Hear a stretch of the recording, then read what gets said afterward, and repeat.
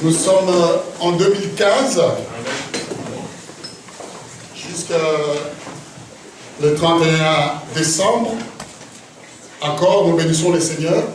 Comme chaque année, nous avons un thème qui accompagne l'année. Je vais vous le donner, cet verset qui nous accompagnera durant toute l'année. Si tu peux l'afficher dans le livre de Jean chapitre 17, verset 10. Le thème de l'année qui nous accompagne.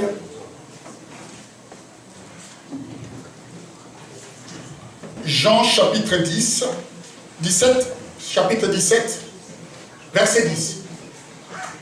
La Bible dit, et tout ce qui est à moi est à toi. Et ce qui est à toi est à moi. Et je suis glorifié en eux. Tout ce qui est à moi est à toi. Et ce qui est à toi est à moi. Et je suis glorifié en eux. C'est Jésus qui parle. Jésus dit que tout ce qui est de Dieu est à lui. Et tout ce qui est à lui, Jésus nous le donne aussi. Si tout ce qui est à Dieu appartient à Christ, tout ce qui appartient à Christ nous appartient également. Alléluia. C'est une année de l'héritage. Je vais dire, nous marchons cette année dans l'héritage des Seigneurs. C'est une année de l'héritage. Nous allons le prendre ainsi. Ce verset, nous l'afficherons ici à l'église et vous pouvez le mettre chez vous. Et encore le confessant tous les jours que tout ce qui est à Christ est à nous. Amen. Amen. Nous sommes héritiers et co-héritiers du Christ. Amen. Nous ne devions plus manquer de rien parce que Dieu nous a disposé. Il a dit que tout ce qui lui appartient nous appartient. Nous sommes les héritiers de Dieu. Et c'est une année qui se présente comme l'année de l'héritage. Et nous allons entrer dans cet héritage-là que Dieu a prévu. Amen. Amen. Il est vivant. Est-ce que nous sommes là? Amen. Là, ça va? Je te trouve un peu triste. C'est parce que papa? Hein? Non. Il est avec nous et tu es avec nous. Ne sois pas triste. Nous allons écouter la parole de Dieu ce matin. Nous allons lire le premier verset. Dans le livre d'Apocalypse, chapitre 21, verset 1, nous allons voir ce que Dieu nous dit. Je vais parler de tout ce qui a été dit ici. Je parlerai de la naissance. Parce que là, nous sommes témoins de la naissance de cette année. La naissance du croyant également est très nécessaire. La Bible dit, si nous pouvons le mettre debout pour lire cette première lecture, s'il vous plaît. Puis j'ai vu un nouveau ciel et une nouvelle terre, car le premier ciel et la première terre avaient disparu, et la mer n'était plus. Puis j'ai vu un nouveau ciel et une nouvelle terre, car le premier ciel et la première terre avaient disparu, et la mer n'était plus. Nous pouvons nous asseoir. Je vais juste demander si c'est vrai que tu peux baisser un peu mon micro parce que j'ai trop d'écho. Et j'ai comme l'impression que ça siffle. Merci. Nous sommes témoins tous des débuts de cette année que Dieu nous a fait grâce. Nous avons vécu tous ensemble l'année 2014. Nous l'avons traversée et nous avons vu tout ce qui s'est passé du 1er janvier jusqu'au 31. Peut-être nous avions aussi des amis que nous avions perdus au cours de l'année. Dieu nous a fait grâce et nous voyons le début de cette année 2015 qui vient de naître, qui apparaît devant nous, car nous ne savons pas quel est le parcours que cette année va nous amener. Est-ce que nous arriverons au mois de juin? Est-ce que nous arriverons au mois d'août? Est-ce que le mois de février nous arriverons? Est-ce que le Seigneur permettra que nous puissions fêter le 31 décembre 2015? Nous ne savons pas qui va s'arrêter sur la route, qui va partir vers le Seigneur et qui va finir l'année. Nous ne connaissons pas, parce qu'elle vient de naître devant nous. Les lois qui seront votées, nous ne savons pas. Les magouilles ou les pièges que le diable va tendre sur notre chemin, nous ne les savons pas. Mais nous savons une chose, que tout ce qui naît a un début et aussi a une fin, comme cette année. Pour que les choses nouvelles arrivent, je veux dire, il faut que les anciennes choses puissent passer. Dieu ne permet pas que les choses nouvelles arrivent et ces choses soient accompagnées des anciennes choses. Nous sommes témoins ici de voir que pour que le nouvel ciel arrive, il a fallu que l'ancienne disparaisse. 2014 ne peut pas cohabiter avec 2015. On ne peut pas marcher avec des années ensemble. Il faut qu'une année s'arrête et disparaisse pour que l'autre vienne. Dans nos vies, il y a des choses qui doivent disparaître pour que les choses nouvelles arrivent. Alléluia. Amen.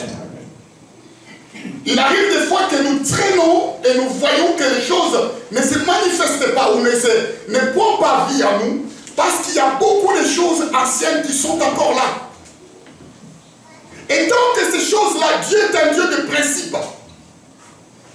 Tant que les choses anciennes sont là, les nouvelles choses ne peuvent pas arriver. La lumière ne cohabite pas avec les ténèbres. Amen, hein? Amen. Quelqu'un dit dans la parole de Dieu, le Seigneur a dit, on ne peut pas un vieux tissu pour l'accommoder avec une nouvelle. On ne peut pas mélanger des choses. Quand Dieu dit que celui qui est en Christ est une nouvelle créature, les choses anciennes sont passées, et voici toutes choses sont devenues nouvelles, Dieu attend de la personne qui est en Christ fasse disparaître tout ce qui est vieux. Amen. Pour que les choses nouvelles prennent place. Tant que les choses nouvelles, l'ancienne, ne sont pas passées, les nouvelles terres et le premier ciel et la première terre avaient disparu. Mais les nouveaux ne viendront jamais. Parce qu'il y aura un problème. Il y aura une occupation. Si tu veux aménager dans un appartement, il faut que ça soit d'abord vidé. Amen. Alléluia. Amen. Il faut que ça soit libéré. Imagine-toi que tu veux aménager dans une maison occupée. Comment tu vas installer ta télé? On nous a parlé de la télé ce matin. Comment tu vas installer tes meubles? Parce que cette maison est occupée, on te dit tu vas aménager là-bas et c'est tout rempli. De quelle façon tu vas ranger ta maison?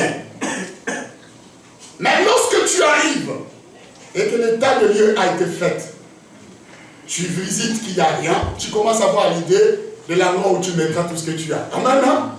Tu te dis, ce tableau-là, je vais l'afficher là. Ceci, je vais le mettre ici. Tu as l'idée et tu peux t'installer sereinement. Tu comprends que tu vas meubler toute ta maison. Et le principe de Dieu est certes pareil. Une nouvelle année vient de naître. Mais seulement, il y a 2014 qui a disparu. Ça ne viendra plus jamais. On ne fêtera plus le 31 décembre 2014. Jamais elle viendra, jamais on pourra les voir. Elle a disparu avec tout ce qu'il possédait. Alléluia. Et cela est très important pour nous qui sommes des chrétiens. Il faut que cette année nous fassions disparaître tout ce qui était mauvais de 2014. Les résolutions, c'est bien pour les prendre. Mais jamais la lumière ne cohabite avec les ténèbres. À aucun moment, tu dois considérer que non, tout ce qui t'a entraîné durant l'année, tu vas continuer avec. Si tu fais de la sorte, sache une seule chose, ça sera difficile pour que ces choses arrivent. Je disais que je vais parler de la naissance. Une année est née. Nous découvrons. Il y a des gens qui ont formé des projets, qui se sont dit, Seigneur, donne-moi une deuxième chance cette année. Je ne sais pas ce que vous avez dit chez vous, dans vos prières. Mais là, on peut recommencer. Parce que si tu avais raté le mois de janvier de l'année dernière, tu peux te rattraper ce mois de janvier. Amen. Ça s'écrit de la même façon, mais seulement différemment de l'année. Mais c'est toujours le mois de janvier. Et tu vivras le mois de février. Ceux qui avaient fêté l'anniversaire l'année dernière vont se remettre encore à fêter. Et les cadeaux vont encore être donnés. Est-ce que nous ne comprenons pas que des fois nous tombons dans des habitudes? De la même façon, nous vivons des années, tu te rends compte après 50 ans que tu n'as rien fait du tout. Parce que ces mêmes habitudes, tu l'as traîné pendant 50 ans et tu te retrouves dans ces habitudes-là. Tu ne veux rien changer, tu ne veux rien bousculer. Tu étais égoïste dans 2014, tu seras égoïste en 2015. Tu étais menteur dans 2014, tu seras menteur dans 2015. La même chose, tu le répètes et tu sens que tu es dans le confort. Il y a un problème. Amen, amen, amen, amen. Les nouveaux ciels, avant d'arriver, il faut que celles qui étaient avant disparaissent. Il faut que ça puisse disparaître. Bien-aimé, les choses que tu attends que Dieu puisse faire cette année, ce sont de nouvelles choses, de nouvelles choses. Mais pour que ces choses arrivent et prennent place dans ta vie, il faut que les vieilles choses puissent partir. Amen, amen. Ces choses-là doivent disparaître, mais on a du mal parce que des fois, il y a un problème. Il faut qu'un travail de fond soit fait. Je vais prendre une réflexion que Jésus a dit à Nicodème. Si tu peux nous afficher ça, Jean chapitre 3, verset 6. Nous allons voir une chose. Jean chapitre 3, verset 6. La Bible dit que ce qui est né chair, de la chair est chair. Et ce qui est né de l'esprit est esprit. La naissance. Ce qui est né chair est chair. Ce qui doit naître de l'esprit doit devenir esprit. Mais lorsque Dieu avait parlé cette parole, il parlait à toutes ces personnes qui étaient charnelles. Les gens qui avaient la chair comme nous. Mais quand Dieu a donné cette réflexion, son envie était que la personne qui avait reçu cette parole puisse comprendre qu'il y a une métamorphose qui doit se faire dans sa vie. Parce que la chair que nous voyons ici, qui reste chair, doit se métamorphoser pour que cette chair devienne esprit. Amen, hein? De quelle façon? C'est la fusion de la chair et de l'esprit. Cela résulte même de la naissance de notre Seigneur. Dieu est né dans une fusion. Cette fusion concernait la chair et l'esprit. Il était sorti de l'humain et du divin. Le mélange de l'humain et du divin a fait que Christ soit le Fils de l'homme. Amen. Est-ce que vous êtes avec moi? Amen. Celui qu'on voyait dans la chair n'était autre que celui qui était dans l'esprit. Amen, amen, amen, amen. On ne pouvait voir la chair, mais dans cette chair qu'on voyait, on trouvait l'esprit. Parce que cette chair n'était plus chair, mais elle était devenue esprit. Parce que Christ, chair, vivait en esprit. Homme, Dieu. Est-ce que vous êtes avec moi? Amen. La naissance des croyants est très importante pour nous. Il arrive qu'un travail doit être fait dans l'Église, parmi le peuple de Dieu. J'ai reçu ce message aujourd'hui, la débauche et les mensonges. Il y a tellement de vieilles choses qui sont à nous, qui nous entraînent. Toutes les années, nous faisons les mêmes résolutions. Et nous n'avançons pas. Parce qu'il arrive que peut-être nous croisons des problèmes dans notre façon de naissance. Ce qui est né chair est chair. La chair qui reste charnelle ne pourra jamais connaître le développement de l'esprit. Mais si la chair s'efface en tant que chair, laisse place à l'esprit, alors cette chair-là deviendra esprit. Si vous marchez selon l'esprit, vous n'accomplirez pas les désirs de la chair. Amen. Est-ce que vous êtes avec moi? Amen. Voyez-vous que lorsque Paul a parlé de cela, il a dit ceci, que celui qui est chair, mais qui marche selon l'esprit, ne verra plus que sa chair est née chair. Mais il verra que sa chair devient esprit. Parce que dans cette chair-là, on ne trouvera jamais la volonté de la chair. Mais on trouvera la volonté de l'esprit. Est-ce que nous pouvons acclamer de cette esprit? Amen, amen, amen, amen. C'est ce que Christ a voulu dire à Nicodème. C'est ce qu'il voulait lui révéler. Dans l'année qui vient de naître, bien aimé, nous devions trouver la façon dont nous allons nous conduire. La façon dont nous allons embrasser cette année. La naissance est très importante. Et ce travail ici dans cette église, nous allons le faire. Je vais avec l'aide du Seigneur, avec les hommes de Dieu qui sont autour de moi, passer à ce que chaque âme de cette communauté soit prise en charge au cours de cette année pour vraiment prier pour les choses qui nous empêchent d'avancer. Amen. Hein? Ces choses qui nous freinent des années et nous tournons en rond. C'est un travail. Et cela doit se faire. Vous savez, il y a une parole qui a été annoncée cela. La naissance, je vais parler de cela. Et je vais citer le livre d'Ézéchiel chapitre 16, verset 8. 1 à 8. Nous allons tous les lire. Mais vous allez le lire comme moi. Et nous allons là sortir des choses que nous voulons que ça se fasse dans notre vie. Parce qu'il y a un grand problème. Je parle pour nous qui sommes présents ici et pour ceux qui peuvent nous suivre de loin. Il y a un grand travail que les hommes de Dieu doivent faire dans l'église. Comme l'évangéliste a dit, le monde est entré dans l'église parce qu'il n'y a pas de travail de fond qui a été fait.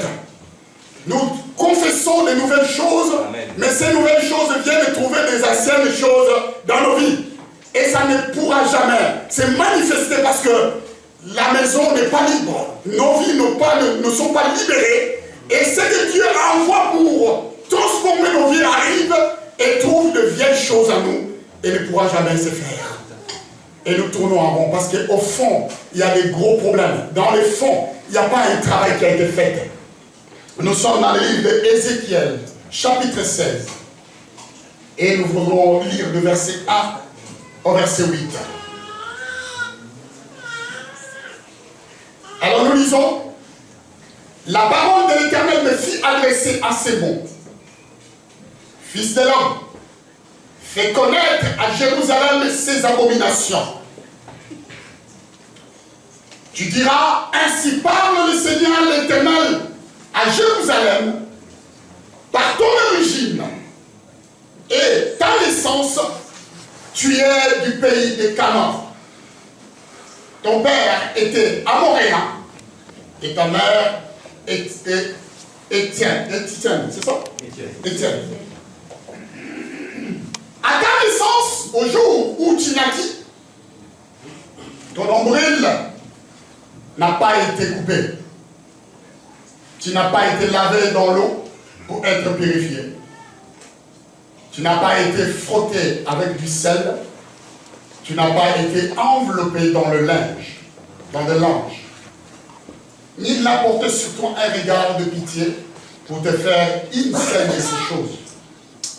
Par compassion pour toi, mais tu as été jeté dans les champs les jours de ta naissance, parce qu'on avait horreur de toi.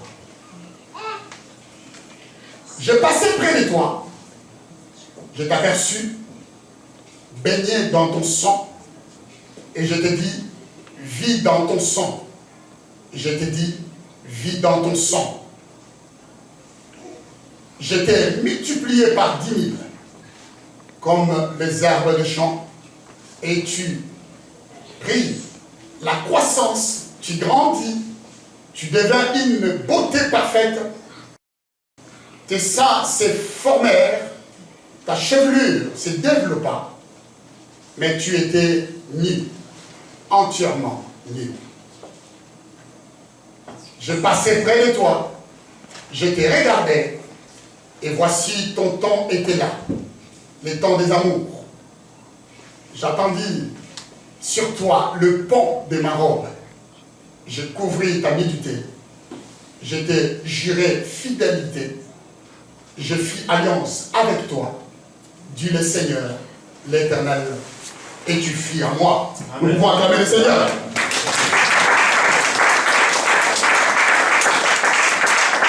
Ça, c'est vraiment les acclamations de découragement. C'est vraiment des acclamations. Si c'est comme ça qu'on va démarrer 2015, on n'est pas sorti de l'auberge. Ça, c'était des acclamations de 2014 que vous avez repris. On va acclamer en 2015. Merci, pasteur.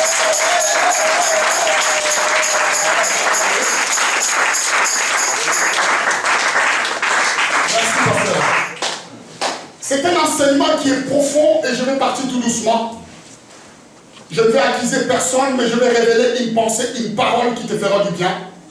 Si tu le mets en pratique cette année, que tu commences par cela, tu verras que tu vivras cette année heureux et heureuse. Qu'il y a des choses qui doivent changer. Si le monde est en train de changer, les enfants de Dieu ne doivent pas rester le même comme Dieu. Amen. Il n'y a que Dieu qui reste le même. Hier, aujourd'hui, éternellement. Amen. Nous devions changer. Alléluia. Amen. Nous devions porter des fruits. Ne soyons pas et ne prenons pas à la place de Dieu. Tu peux reprendre le verset 1. Je disais que dans la vision des gens, dans l'île Patmos, il a vu quelque chose de nouveau arriver, mais avant que ce qui était de nouveau puisse s'installer, il a fallu que ce qui est ancien passe, disparaisse. Ce qui disparaît ne peut pas apparaître.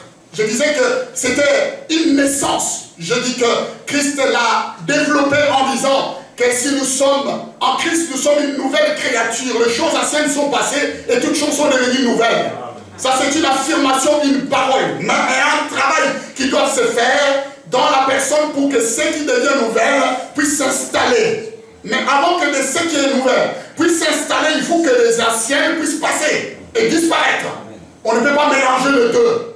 Voilà pourquoi nous avons vu qu'il a voulu dire à une pensée à Nicodème en disant ce qui est né chair est chair, ce qui est né esprit est esprit. J'ai expliqué que non, la chair que nous sommes doit faire des démarches pour que ça devienne esprit. De quelle façon? C'est la fusion qui se passe entre l'humain et le divin. Parce que quand le divin envahit ce qui est chair, la chair n'existe plus. Elle n'exerce plus. Ça exerce seulement la volonté de l'esprit. Et là, on peut voir un homme spirituel. Alléluia. Quand on parle d'un homme spirituel, on parle de cet homme que la chair n'agit plus. Amen.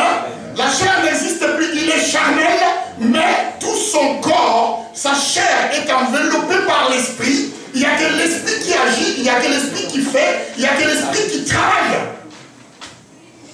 Et cet homme marche comme lui-même le Seigneur avait marché, homme Dieu, homme esprit. Et tout cela n'arrive pas sur les enfants de Dieu à cause de la naissance. Il y a des enfants de Dieu qui sont mal nés. Excusez-moi, peut-être je vais choquer des personnes. Et ils sont abandonnés dans les églises. Aucun travail n'a jamais été fait dans la personne, dans la profondeur. Et ça devient un problème pour les pasteurs, pour les hommes de Dieu, de pouvoir prendre ces âmes parce qu'ils viennent avec toutes ces caprices, avec toutes ces méthodes, parce qu'aucun n'a pris le temps de faire ce travail. Exactement. Amen. Alléluia. Amen. Et ça devient un problème dans l'église. L'église n'avance pas parce qu'il y a beaucoup de problèmes. Et ça, c'est le travail qu'il faut commencer. Amen. L'année vient de naître. Et nous devions changer de stratégie. La Bible dit ceci, la parole de l'Éternel me fit adresser. C'est une personne qui confirme que Dieu lui a parlé. Par son esprit, il reçoit un message. Le message est pour ceux qui vont l'entendre, ceux qui vont écouter. Il y avait un peuple à qui ce message avait été adressé. Ce peuple-là habitait une ville. La ville était Jérusalem. Alléluia. Et parce que la ville était Jérusalem, il y avait des habitants dedans qui, ces habitants, correspondaient à cette vision que Dieu avait donnée à la personne qui parlait ici. Leur état d'esprit, de quelle façon ils étaient. Et le verset 2 va dire ceci.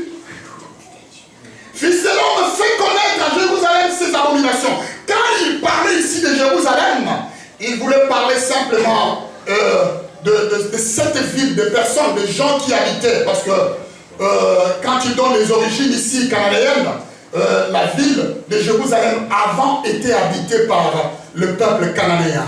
C'est ces origines-là. Parce que si nous disons que l'origine d'Israël est Jérusalem, non. Parce que la Bible nous montre que les origines d'Israël étaient la Mésopotamie.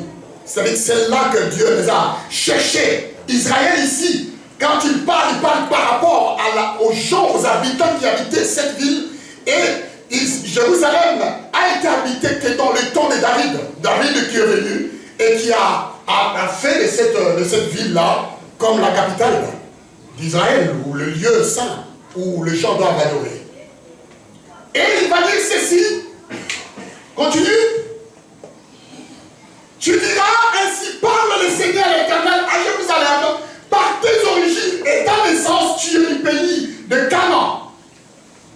Israël, où les habitants qui étaient là, il y avait le peuple cananéen aussi là-dedans.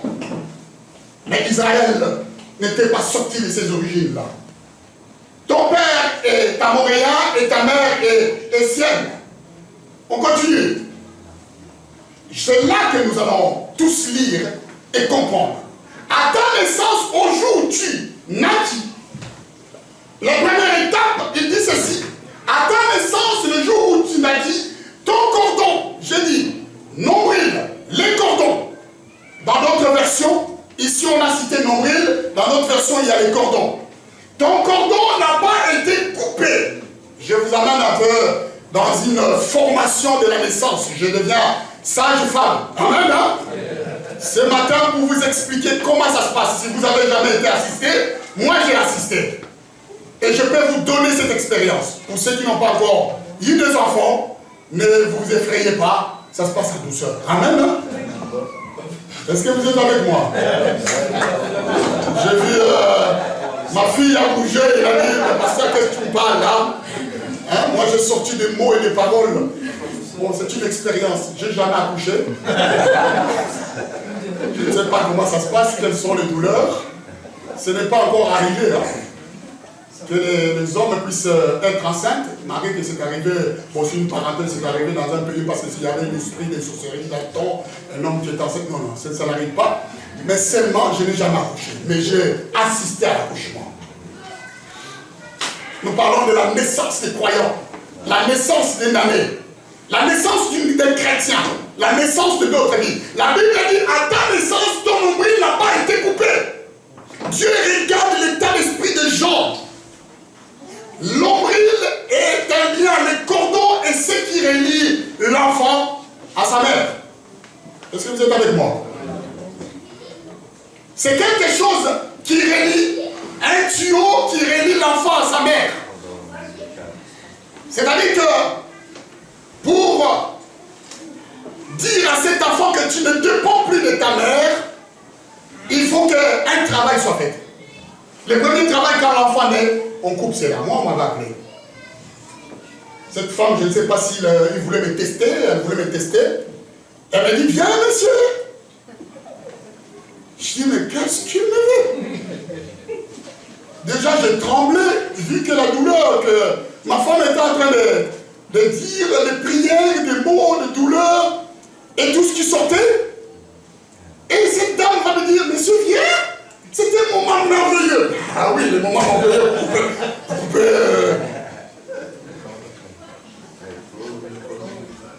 Elle me dit, est-ce que vous allez arriver? Je dis, si vous voyez bien que je n'arrive pas, faites-le. C'est votre travail. Qu'est-ce que vous me cherchez des problèmes? Maintenant, j'ai déjà pleuré, je ne sais pas, 5 litres. Et tu me donnes encore une expérience à vivre ici, à couper ces cordons. Oh non, ça va tisser des relations, elle me dit, ça va tisser des relations intimes. J'avais coupé pour Jérémie, je n'ai jamais eu des relations intimes aujourd'hui. Hein? Amen, amen, amen, amen. D'ailleurs, quand je suis à la maison, il me dit souvent, ah, ça va? Ouais, c'est le seul mot que j'entends toute la journée. Tu vas bien? Oh, ouais. Ah, ben après, Ah, je commence à me poser une question, mais comment ça se fait que j'avais coupé? Je n'assume pas. Est-ce que vous êtes avec moi? On va acclamer le Seigneur?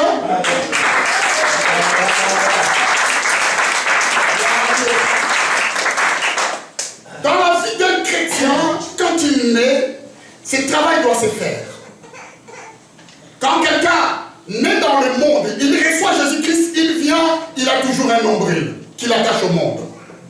Cet nombril-là est un travail qu'on doit faire. Dans l'église, il faut que ça soit coupé. Parce que cet homme est attaché avec des liens à laquelle elle appartenait. Tant que cet nombril reste, ces cordons restent, ça va toujours l'attirer vers le monde. Alléluia. Et il aura du mal à évoluer, à s'épanouir dans le Seigneur, parce que ces choses-là vont les réclamer. Amen, amen, amen, amen, amen. Il aura tendance toujours à vivre, parce que c'est une dépendance. Le nombril est une dépendance des choses anciennes. C'est qui nous ont gouvernés autrefois. C'est une dépendance des choses que nous avons pratiquées. Et quand une âme vient dans l'église, le premier travail à faire, parce qu'un enfant qui naît, le premier travail à faire, c'est de couper ses liens. Pour lui dire que tu n'appartiens plus, tu n'es plus attaché à ta mère. Cette dépendance doit, oh, combien de chrétiens aujourd'hui encore traînent des nombrils encore, sans être coupés. Ils sont encore beaucoup attachés aux choses, à leur péché mignon. Ils ne veulent pas couper les liens. Ce travail-là, c'est pour nous les hommes de Dieu. Et Dieu va parler ici. Ton nombril n'a pas été coupé. Très important, bien-aimé. Nous vous confessons la parole de Dieu. Nous vous prêchons la parole véritable. Et si vous appliquez cette parole telle que nous le prêchons, vous serez et nous serions les personnes les plus heureuses parce que nous verrons vraiment dans le domaine spirituel, nous allons nous épanouir. Parce que si nous gardons ces liens, ça nous empêche d'évoluer. Aujourd'hui, quand dans l'église, on trouve beaucoup des âmes qui viennent de partout et qui forment le corps de Christ, mais qui ont encore beaucoup de nombrils. Nous, les hommes de Dieu, nous devions faire ce travail afin que nous passions vraiment à fond la vie de chaque chrétien pour qu'il soit totalement libéré et que la gloire de Dieu puisse se manifester dans sa vie. Amen. Amen. Dans ta naissance, personne n'a fait. Ton nombril n'a pas été coupé. Laisse encore pire. Les nombrils, les cordons et les symboles de la repentance. Alléluia. Ces nombril, c'est le symbole de la repentance. Vous allez voir que ici, les 4 doctrines de Christ a été révélées. La repentance est très importante. La seule façon que tu puisses couper avec le monde, c'est chaque fois de pouvoir demander pardon et de te repentir de toutes les actions anciennes que tu avais faites. Ces choses-là doivent se faire. Nous ne devions pas hésiter. Dieu aime les gens qui se répandent, les gens qui viennent à lui dans cette position d'humilité et qui acceptent leurs péchés, qui disent nous reconnaissons Seigneur et nous nous répandons, nous venons. Dans cette église, nous avons passé tout le mois de décembre à gêner et prier pour la repentance. Alléluia. Amen. Amen. Et c'est cela qui va nous propulser dans l'année 2015. Et si nous sommes encore sages, nous devions comprendre que la vraie repentance doit se faire parce qu'il y a des repentances hypocrites. On veut nous dire des choses simplement pour nous faire plaisir. Mais les vrais problèmes, ils les cachent. Les gens les cachent. Ils ne veulent pas les dire au pasteur. Ils n'ont pas confiance. En disant, si je le dis, il va les répéter. Ou peut-être j'ai honte. Amen, hein? Amen. Mais si tu as honte, tu vas mourir dans ta honte. Alléluia. Et si tu as donné des solutions à ton pasteur pour prier pour cette chose-là, si tu lui dis pas, tu le caches. Comment veux-tu qu'il puisse prier? Et c'est une ombrelle que tu laisses. Alléluia. C'est un problème que tu laisses et tu traînes toutes les années. Tu es né, tu as 40 ans, mais on ne t'a jamais coupé le nombril, c'est pourri depuis là-bas. Parce qu'à 40 ans, un nombril qui se balade comme ça, c'est pourri. Hein? Et ça sort l'odeur. Je vais être choqué. Mais des fois, c'est comme ça, parce que tu n'as pas confessé ce péché-là. Parce que tu ne l'as pas abandonné. Parce que tu ne l'as pas laissé. Et tu attends que de nouvelles choses arrivent. Amen, hein? Dans ta vie. C'est difficile. Parce que les nouvelles choses qui arrivent, c'est la Bible qui le dit. Toutes choses deviendront nouvelles. Mais toutes choses ne sont pas énumérées. Dans toutes choses, il y a tout. Amen. Hein? Maintenant, dans ta vie, si tu as besoin d'une stabilité, mais c'est dans de toutes choses. Mais si dans ton nombril de tel domaine n'a pas été coupé, la stabilité ne viendra jamais. Tu pourras avoir peut-être le travail, Mais seulement tu n'auras pas la paix. Amen, amen, amen, amen. Parce qu'il y a une chose qui doit se passer. Quelque chose doit se couper. Dans toute chose, il y a la paix, il y a la vie, il y a la fidélité, il y a la passion, il y a beaucoup de choses dedans. On ne peut pas dire, dans toute chose, on ne peut pas énumérer. Tout ce que tu as créé, tout ce dont nous avons besoin. Et dans notre vie, nous avons beaucoup de domaines, d'espaces, de domaines que nous avons besoin que Dieu puisse nous aider. Alléluia. Et dans tous ces domaines-là, tant que le travail n'a pas été fait, il y a tellement dans les domaines où les choses traînent encore, nous avons du mal à voir dans notre vie de nouvelles choses. Et nous allons traîner en rond toutes les années. Et sans voir les succès. Après, nous commençons à douter. Nous continuons. La Bible dit ceci, ton nombril n'a pas été coupé, je ne veux pas m'asserter où. Vous avez tous compris. Et la Bible dit, tu n'as pas été lavé dans l'eau. Ça, c'est la première, la deuxième chose que je vis se faire quand mon fils était né ou tous mes enfants. Alléluia. Quand cette ombrelle a été coupée, il s'est passé quelque chose. Cette femme doit laver le bébé. Parce que quand un enfant naît, il naît avec de saleté. Des trucs blancs qui le collent. Je ne sais pas comment ça s'appelle en français. Et ces trucs-là, ça pue. Si on tend un enfant qui vient de naître vers ton nez, tu vas faire joli. Ou sinon tu vas commencer à les regarder de loin en disant ouh là là, qu'est-ce qu'il est mignon. Parce qu'il y a tellement de choses, de trucs qui les collent, c'est des trucs blancs. J'avais trouvé ça bizarre. J'avais comme l'impression que dans le ventre de sa mère, il jouait avec la boue. J'ai regardé ma femme, j'ai dit mais toi tu mangeais la boue quand comment tu fais que tu puisses le travailler la boue comme ça. Ça lui collait dans les cheveux et tout. Je ne voulais pas qu'on me présente un enfant comme ça. Alléluia. Et la sage-femme l'a pris, il l'a mis sur le ventre de ma femme. Je dis bon, ok, ils étaient ensemble, qu'ils puissent rester encore. Mais elle a compris que non, j'avais un peu de réticence. Je disais bon, si c'est comme ça, mais je ne veux pas apprécier parce que c'était les choses de son ventre. C'était qui lui collait. C'est ça. Des enfants de Dieu, des fois, ils ont l'ombrelle coupée, mais ils ont jamais été lavés. Alléluia. Amen. Est-ce qu'on peut acclamer le Seigneur?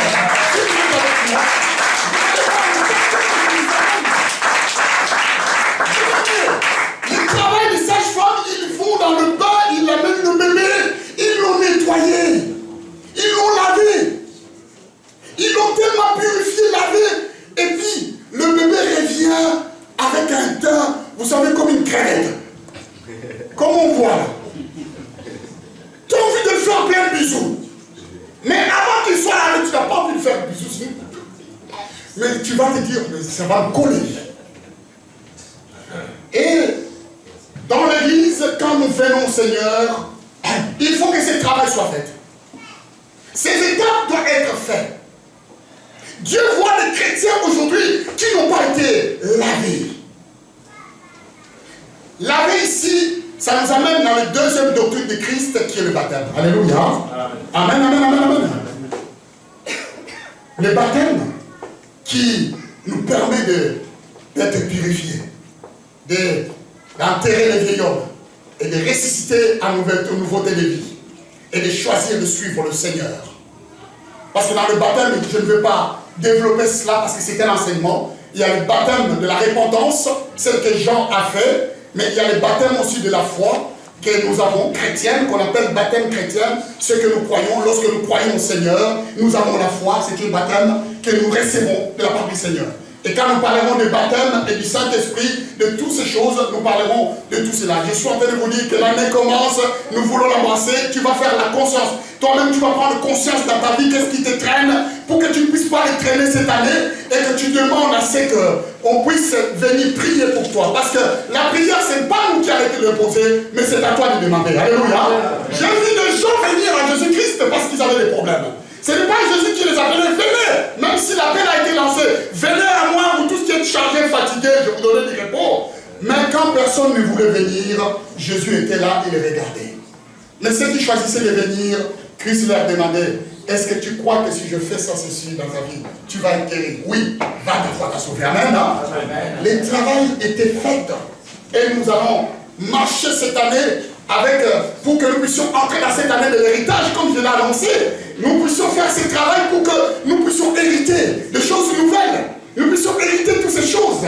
Il n'a pas été lavé dans l'eau pour être purifié. Et la Bible dit ceci, tu n'as pas été frotté dans le sel. Je suis en train de partir un peu vite pour finir ce thème. Sinon je peux rester à moi. Tu n'as pas été frotté dans du sel. Pour... Qu'est-ce que le sel vient faire là? Je ne comprends rien du tout. Ça, cette partie, je ne l'ai pas trouvé à la maternité. Je n'ai pas vu qu'on frottait mon fils du sel. Mais j'avais appris une chose. Quand j'étais jeune, et je voyais ma mère faire.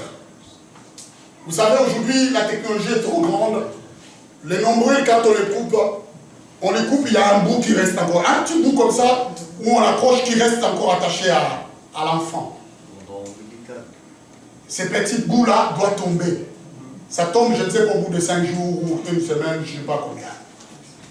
Mais j'avais vu ma mère faire une chose, et je l'ai fait avec mes enfants. Pour faire tomber cet nombril, parce qu'on n'avait pas les technologies que vous avez ici, de pommade. Ici, on met de la crème, je ne sais pas, il y a la pharmacie, il y a des trucs qui coupent, qui fait ça. Mais ma mère prenait du sel. Alléluia. Est-ce que vous êtes avec moi? Elle prenait du sel et elle mettait autour du nombril. Le sel, c'est acide. Ça permettait de couper ces trucs-là. Et au bout d'une semaine, le nombril, le bout qui restait, tombait. Et quand c'est tombé, ça restait un peu rouge, comme si tu voyais l'intestin. Et elle continuait à mettre du sel là-dessus, pour essayer de fermer. Ça, je l'ai vécu. C'est une expérience. Alors, j'ai compris que peut-être mes parents ou ses parents lui étaient connectés à ces versets. Parce que là, on parle d'être frotté du sel. Mais je vous parle, le sel ici, ce sont les œuvres bonnes. Amen. Amen. Jésus a dit, vous êtes le sel de la terre. Ce sont les œuvres bonnes qui doivent accompagner les chrétiens. C'est-à-dire que je vous ai dit ceci. Dans l'esprit, celui qui doit naître de l'esprit, qui deviendra homme Dieu, depuis sa naissance, il doit être accompagné des bonnes œuvres. Les bonnes œuvres, nous ne les faisons pas parce que nous sommes grands dans les Seigneurs. Nous naissons avec des bonnes œuvres. Les gens qui naissent avec des bonnes œuvres continueront à les faire sans qu'on puisse les forcer. Amen, amen, amen, amen. Il y a ceux qui apprennent à les faire et ils les font. Mais Dieu veut que quand nous naissons, que dans cette naissance, les bonnes choses, nous commençons à l'appliquer. Tu ne vas pas attendre que tu sois grand ou bien 50 ans dans le Seigneur pour que tu puisses appliquer les bonnes choses ou la parole de Dieu. La parole de Dieu est celle qui nous amène à appliquer des bonnes choses dans notre vie. Bien-aimés, nous sommes le sel de la terre. Amen. Si le sel perd sa saveur, elle ne sert plus à rien. Au lieu de passer, tu as passé l'année 2015 à critiquer tout le monde. Tu as passé 2015 à parler du mal de tout le monde. Alors nous allons te frotter du sel. Pour que cette année, au lieu de parler du mal de ton voisin ou de ton ami, que tu continues à parler des bonnes choses. Amen. Hein? La Bible dit qu'on appelle des choses qui ne sont pas en existence. On ne trouve pas ces choses-là. Le sel est très important. Le sel est ce que Dieu veut que ça soit dans notre vie. Le sel doit se manifester. Sans le sel, il n'y a pas de goût. Dieu veut te voir parce que tu nais. Dieu veut te voir mettre du goût sur ce monde. Dieu t'a mort. Le monde est dans le péché comme on nous a dit. Il n'y a pas de bonnes choses. Aujourd'hui, les gens sont tellement égoïstes. C'est comme ça a été cité. Quand on trouve que tu es bon et que tu es bien, tout le monde vient sur toi. Parce qu'ils n'arrivent pas à trouver ce qu'ils trouvent à toi ailleurs. Eux-mêmes, ils sont égoïstes. Et quand tu es bon, tout le monde veut te déprimer. Alléluia. Amen, amen, amen, amen. Ils croient que tu es naïf. Alors tous ils viennent puiser sur toi. Parce qu'aujourd'hui, c'est difficile de voir quelqu'un de bon. Amen, amen, amen, amen. Alléluia. Amen. Beaucoup de sel ont perdu leur saveur. Jamais, mais je refuse d'aider. Amen. Hein? Jamais, mais je refuse de soutenir. Mais si tu le fais, toi, tu t'attires tous les abeilles. Et tout le monde veut avoir chez toi. Mais quand ils ont, si tu leur demandes, ils ne te donnent pas. Alléluia. Ils n'ont pas. Jamais ils te donneront. Mais toi, quand tu as, ils considèrent que c'est leur droit que tu puisses leur donner. Ça fait partie de ces choses-là. J'ai entendu quelqu'un prier, Seigneur, nous voulons voir l'amour cette année. Ça doit commencer ici. Amen. Hein? Amen. On ne peut pas parler de l'amour si on ne peut pas l'appliquer sur là-bas. Mais commencez par les petites choses. Et les grandes choses viendront. Commencez à nous aider les uns les autres. Et alors, tu peux acheter une maison pour l'autre. Amen. Hein? Amen. Si tu es incapable d'aider quelqu'un qui est dans le besoin pour lui donner 5 €, de telle façon que tu vas lui donner 5 €. Si 5 € tu n'arrives pas, 5 € tu lui donneras quoi? Dis-moi. Tu attendras le jour de la Pentecôte? Même si le Saint-Esprit t'est rempli, tu seras incapable de donner. Parce que si tu regardes pour 5 €, 100 €, pour toi c'est des millions. Tu vas voir comme si tu l'enrichis. Alléluia. Le sel doit être frotté sur les chrétiens qui ont perdu toute la saveur de la vie de Christ. D'aider l'un, l'autre, prendre en charge l'autre. J'ai vu une chose avec cette femme, Hélène. Tout le dimanche, elle venait, elle apportait un bouquet de fleurs à une femme dans l'église ici. J'ai entendu ça. Qu'elle amenait un bouquet de fleurs. Aujourd'hui, elle a arrêté d'amener le bouquet de fleurs. Non, je l'ai donné hier à ici.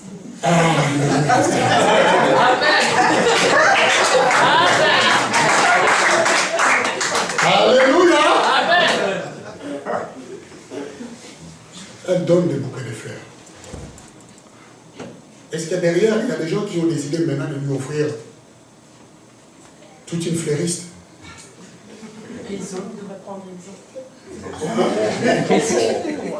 On aime quand on nous donne, mais il n'y a personne pour faire l'effort pour aller récompenser la personne en disant j'ai reçu le bouquet de fleurs, je veux faire aussi autant, il faut que je le fasse plaisir. Pas pour lui donner les bouquets de fleurs parce qu'elle en a plein, mais chercher à lui faire plaisir à autre chose. Nous aimons quand on nous donne, mais faisons des efforts de donner aussi. Alléluia. Amen, amen, amen. Amen. Est-ce qu'on peut acclamer le Seigneur?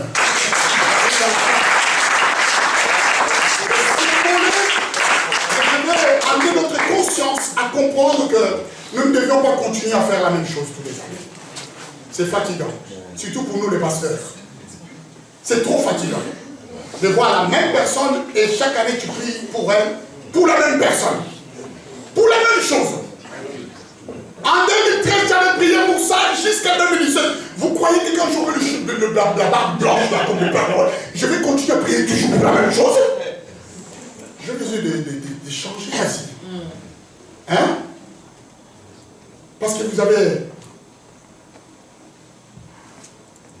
Il y a beaucoup de choses à faire. Le troisième point qui est, encore une fois, tu n'as pas été frotté du sel et tu n'as pas été enveloppé dans le linge. Là, c'est le domaine de l'esprit. C'est là que Dieu nous amène. Ce qui est né chair est chair. Ce qui est né esprit est esprit. Tu n'as pas été enveloppé dans le linge. Tu n'as pas été revêtu. Tu n'as pas été équipé. Quand on a fait toute cette doctrine, Dieu vient nous baptiser de son esprit qui est un ami. Vous avez lu en bas, vous avez vu que la personne était nue. Sans le Saint-Esprit, nous sommes nus. Amen. Hein? Amen. Mais la Bible dit que par les pans de sa robe, il a couvert Jérusalem. Il a commencé à se multiplier. Et il a commencé à avoir une beauté. Et là, Dieu va dire, maintenant tu m'appartiens. Alléluia. Amen. Parce que tu as retrouvé ta beauté. Tu n'es pas nu. Et que tout ce travail a été fait. Quand vous lisez avant, il dit, aucune personne n'a fait attention pour faire tout ce travail dans ta vie. Là, il parle parce qu'il y a des gens dans l'église que ce travail n'a pas été fait à fond. Et c'est un problème dans l'église. Encadrer de telles âmes, c'est vraiment, il faut faut être vraiment costaud. Amen. Hein? Tu peux descendre un peu s'il te plaît. Nul n'a porté, le verset 5. Nul n'a porté sur toi un regard de pitié pour te faire une seule chose. Une seule de ces choses. Par compassion pour toi. Mais tu as été jeté dans le champ. Les âmes, les chrétiens sont jetés dans les églises. Ils sont abandonnés eux-mêmes dans l'église, ils ne savent pas. Et ils traînent toutes ces choses et il y a un problème dans l'église aujourd'hui. C'est pour cette raison que nous voyons les mondes. Quand toutes ces choses n'ont pas été faites sur un chrétien, c'est le monde qu'on voit. Alléluia. C'est le monde qu'on voit. Et ça doit être fait. Personne n'a porté un regard de pitié. Si le message est donné, c'est que Dieu veut sauver. Alléluia. C'est que Dieu veut donner les choses. Et c'est pour cette raison qu'on vous dit, nous ici, les hommes de Dieu qui sont ici, nous prenons l'engagement de faire le travail. Et de pouvoir vous aider à ce que vous puissiez vous épanouir cette année. Mais il faut que vous acceptez de dire tout. De ne cacher rien du tout. Ceux qui doivent passer dans les eaux de baptême doivent passer dans les eaux de baptême. Ceux qui doivent couper les cordons doivent se repentir sincèrement. Et ceux qui doivent faire de bonnes œuvres doivent commencer à le faire. Si tu es bon avec 1 euro, tu en seras bon avec 10 000 euros. Si tu ne peux pas être bon avec 1 euro, tu ne seras jamais bon avec 10 000 euros. Et la Bible dit, mais tu as été jeté dans le champ le jour de ta naissance parce qu'on avait horreur de toi. Ce n'est pas ce que Dieu veut, qu'on puisse avoir horreur. Il a dit que je suis passé près de toi. Je veux que tu baignes dans ton sang. Je suis passé près de toi, tu baignes dans ton sang. Et là, je passais près de toi, je t'aperçus baigner dans ton sang. Et je te dis, vis dans ton sang. Je te dis, vis dans ton sang. Combien le Seigneur, quand tu viens dans l'église, il trouve l'état d'esprit de l'église aujourd'hui. Il n'a même pas besoin de sauver. Parce que l'église ne change pas. C'est là, vis dans ton sang. Mais la Bible dit ceci, continue, le verset 7. Je t'ai multiplié par 10 000, comme de l'herbe de champ, et tu pris l'accroissement, tu grandis. Ça, c'est le domaine. Quand tout ce travail-là s'est fait, ces choses doivent se manifester dans la vie d'un chrétien. L'accroissement, l'épanouissement, il doit grandir. On ne doit pas lui forcer à venir à l'église, on ne doit pas lui forcer à donner, on ne doit pas lui forcer à faire quoi que ce soit, parce qu'il a été affranchi. Alléluia. Amen. Tu deviens une beauté parfaite.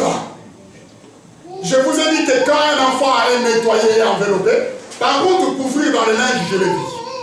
À la maternité, quand mon fils a été lavé, et il a été emporté par un maillot, on l'a couvert, on l'a habillé, on appelle ça, je crois, ça, c'est quoi le petit truc là, hein, dis-moi, Fiona, le petit truc que vous mettez le bébé là, qui sont comme les jogging là, collés. Hein? Ah oui, les grenouillères. Ça, c'est... Tous les mamans, quand tu n'achètes pas les grenouillères, ils ont besoin de te faire la guerre à la maison. Je ne sais pas s'ils pensent aux grenouilles, et c'est toujours comme ça. T'as oublié d'acheter des grenouillères. À l'époque, je ne connaissais pas qu'est-ce que étaient les grenouillères. J'étais là en train de méditer, je dis, mais grenouillères. Il faut qu'il m'explique.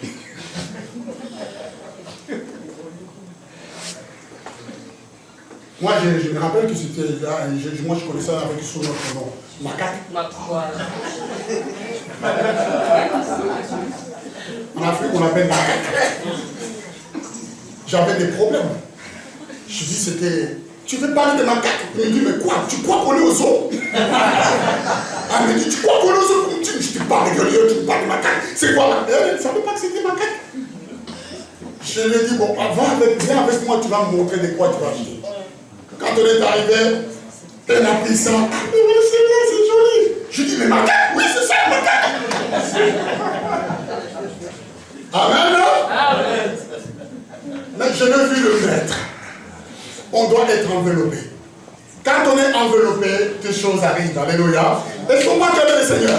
Quand on est enveloppé, des choses arrivent.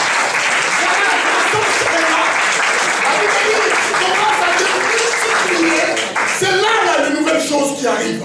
Tu commences à être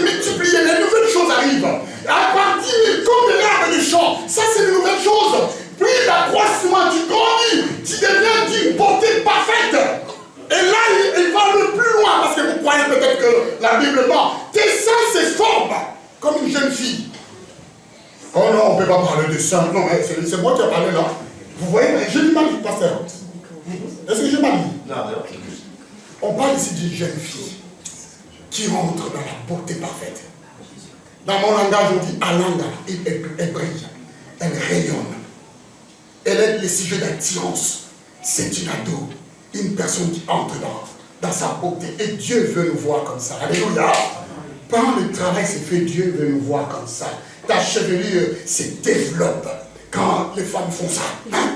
Vous savez vous-même comment vous faites. Je sais pas, un truc quoi. Ça devient bien. C'est ce que Dieu veut voir cette année quand tu te regardes. Du point de vue spirituel. Amen. Hein? Je parle du point de vue spirituel, pas charnel. Tu ne te fais pas toutes ces choses-là pour venir séduire les gens ici. Non. On ne veut pas. Je parle du point de vue spirituel. Oh, pasteur, avec du bon, vous allez voir, hein, dimanche prochain, il a dit les chevelures. Vous allez voir comment je vais faire les chevelures. Non, pas besoin. Garde-les pour toi, mais c'est du point de vue spirituel. Et que Dieu verra. Je peux continuer sur cela. Mais l'année vient de commencer. L'année est là. Tu as fait des résolutions. Mais tu dois savoir comment tu la mets. Comment tu l'affrontes. On ne prend pas une vieille habit et la traîner. Les choses anciennes doivent être passées et toutes choses devenir nouvelles.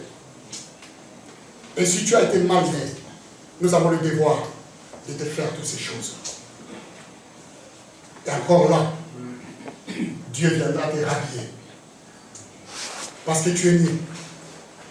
Mais seulement, quand vous voyez toutes ces choses-là, c'est qu'il manque quelque chose, la plénitude venue. Le pan de la robe. Rappelez-vous de la vision d'Ésaïe. Quand il voyait les pans de la robe, remplissez les temples. C'est ce que Dieu veut faire. Envoyer la plénitude. La pluie de l'arrière-saison, afin que l'église soit remplie et conduite par son esprit. Alléluia. Ceux qui étaient nus puissent se revêtir de son habit de noces. Amen. Son habit de beauté. Le même habit qu'il nous donne, qui nous permet de faire que nous puissions confesser Christ. C'est qu'il nous mettra dans le zèle parfait et que nous puissions marcher en entendant de louanges. Pas comme si nous étions étrangers, mais parce que nous sommes appelés et choisis par Dieu. Nous choisissons de le servir avec zèle, avec beauté, avec amour. Je viens à l'église parce que je viens servir Dieu. Je me donne à Dieu. Je viens le louer. Personne ne me pousse à louer. Mais parce que je sais que mon Dieu est ici, je le loue. Alléluia. Avec tous les sentiments de mon cœur. Ça brûle dans mon cœur et je sais que j'ai rendez-vous avec mon Créateur. Je me mets à mon 31 spirituellement et je viens. Je dis Seigneur, me voici. Je vais te servir et je vais te suivre. Parce que je suis un chrétien affranchi, libéré, et je peux confesser Christ. Alors, bien-aimé, je ne sais pas de quelle façon tu vas attaquer ton année, mais moi je sais de quelle façon, parce que je l'ai déjà dit. Amen. Amen. Fidèlement, je vais le suivre.